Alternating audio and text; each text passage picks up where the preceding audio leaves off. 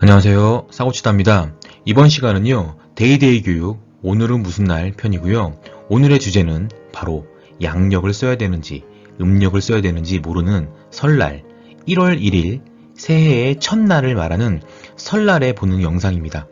여러분이 쓰시는 신정, 구정이 무엇인지, 그리고 어떻게 써야 되는지 이야기해 보도록 하겠습니다. 궁금하시죠? 그럼 시작합니다.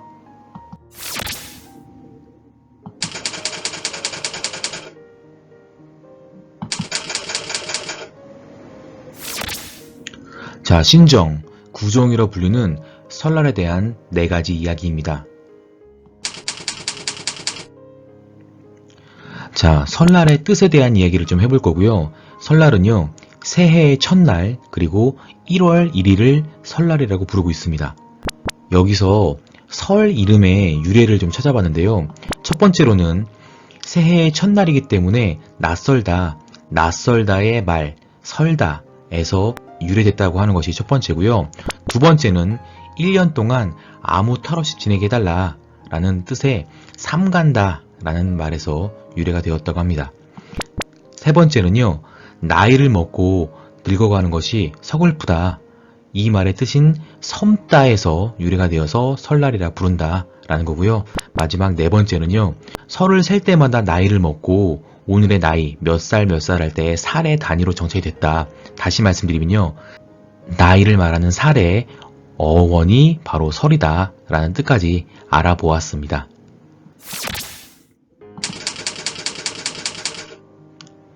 자, 신정과 구정을 구분해보는 이야기를 좀 해볼 거고요. 새해 첫날 1월 1일을 우리는 설날이라고 하는데, 이 1월 1일을 두 가지로 나눌 수 있습니다. 바로 양력설, 지금 우리가 달력에 있는 큰 글자 양력이고요. 구정설, 음력설은요, 달력에 작은 글씨로 되어 있는 설을 구정이라고 부릅니다. 1895년 일제의 을미개혁으로 우리는 신정, 양력설을 세기 시작했고요. 이 뜻은 새롭고 진취적인 의미를 말하는 신정입니다. 그럼 구정은 뭐냐라고 한다면, 그 당시 우리나라 사람들은 음력설을 세고 있었는데 일제가 니네가 썼던 거는 폐지해야 된다는, 없어질 구정이야 라고 이런 식으로 만들었다는 의미를 이해하시면 될 것 같습니다. 자, 그래서 신정은요, 1954년 대통령령의 관공서의 공휴일에 관한 건에서 양력설을 사용하도록 만들었고요.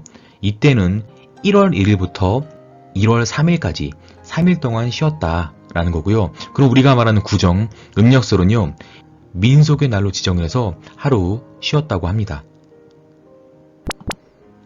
자, 그러다가 1985년에 음력 설날을 공휴일로 지정해서 지금처럼 음력 구정날 쉬게 되었고요. 1989년도에 아까 정했던 음력설, 구정 이날을요, 민속의 날에서 우리가 지금 쓰는 설날로 바꾸는 개정령을 발효했다고 이야기를 합니다.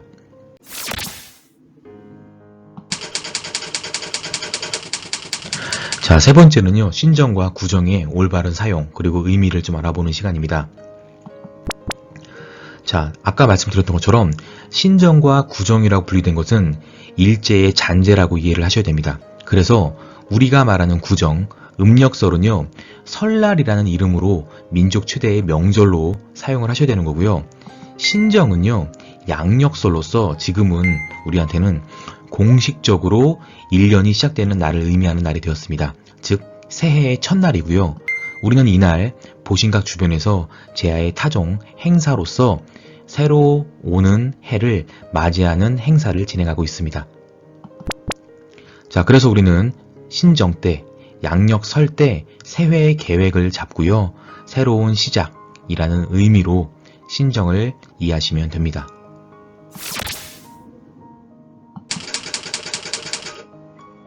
자, 네 번째는요, 설날의 풍습을 간단하게 말씀을 드릴 거고요.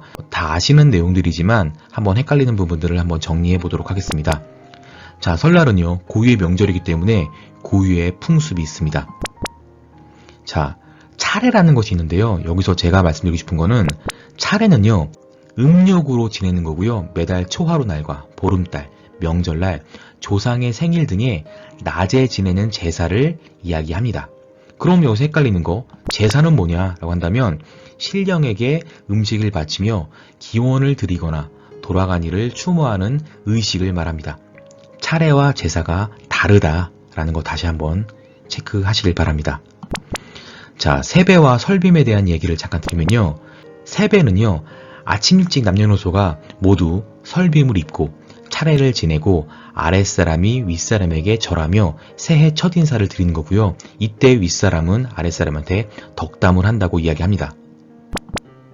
설빔은요, 묵은 것을 다 떨궈내고 새롭게 출발하는 의미에서 새 옷으로 갈아입는 것을 말을 합니다.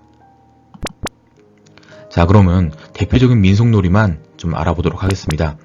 자, 윷놀이가 있고요. 널뛰기가 있고 연날리기, 제기차기 등이 있으니까 다시 한번 설날의 풍습을 이해하시고 찾아보시길 바랍니다.